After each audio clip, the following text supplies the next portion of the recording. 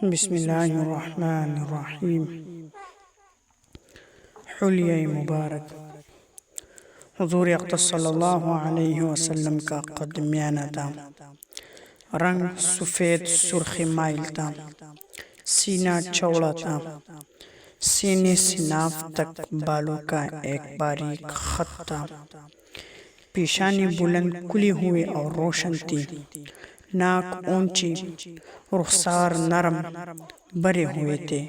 دندان مبارک سفید اور چمکدار تھے، سر مبارک بڑا تھا اور سر کے بال نرم اور تھوڑے سے مڑے ہوئے تھے، نہ بہت گنگریالی اور نہ بالکل سیدھے۔ سر اور داڑھی کے بال بالکل سیاہ تھے، صرف چند بال سفید تھے جن کی تعداد 20 سے زیادہ نہ تھی۔ آپ صلی اللہ علیہ وسلم کی داڑھی کے بال گھنے تھے، آنکھیں بڑی تھیں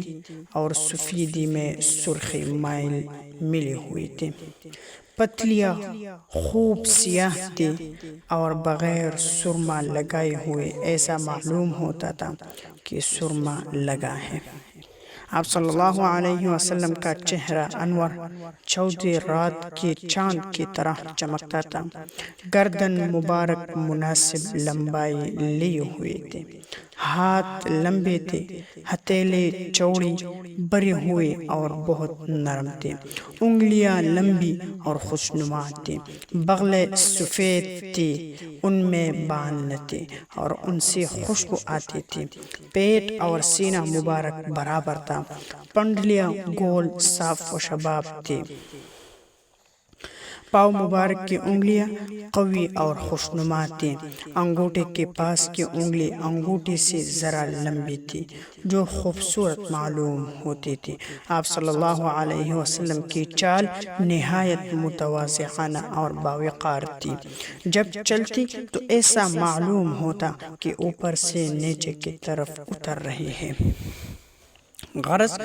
آپ صلی اللہ علیہ وسلم کا جسم مبارک نہایت معتدل اور سجیلا تھا، خاموشی کے وقت رعب اور جلال برستا تھا اور گویائی کے وقت لطف و لطافت ٹپکتی تھی، جو شخص آپ کو اچانک دیکھتا فکر حسن و جمال سمجھتا اور متاثر ہوئے بغیر نہ رہتا، اور جو قریب سے دیکھتا ملاحت اور شیرینی محسوس کرتا۔ آپ صلی اللہ علیہ وسلم کا کلام نہایت شیریں ہوتا، جب بات کرتے تو ٹھہر ٹھہر کر بولتے اور جب بات کو سمجھانا مقصود ہوتا اس کو 3 دفعہ ارشاد فرماتے تھے۔ آپ صلی اللہ علیہ وسلم کی دونوں شانوں کے درمیان مہر نبوت تھی، جسم مبارک سے خوشبو آتی تھی، بدن اطہر پر مکھی نہ بیٹھتے تھے، جس جانور پر آپ سواری فرماتے تو جب تک آپ سوار رہتے وہ پاخانہ یا پیشاب نہ کرتا۔ آپ صلی اللہ علیہ وسلم کے بدن اور کپڑوں میں جو نہیں پڑتی تھی، آپ کے پسینے سے عطر سے عمدہ خوشبو آتی تھی، جس کوچے سے آپ گزرتے اس کی فضا معطر ہو جاتی، چنانچہ لوگ راستے کی خوشبو سے اندازہ کر لیتے کہ آپ صلی اللہ علیہ وسلم اس راستے سے گزر رہے ہیں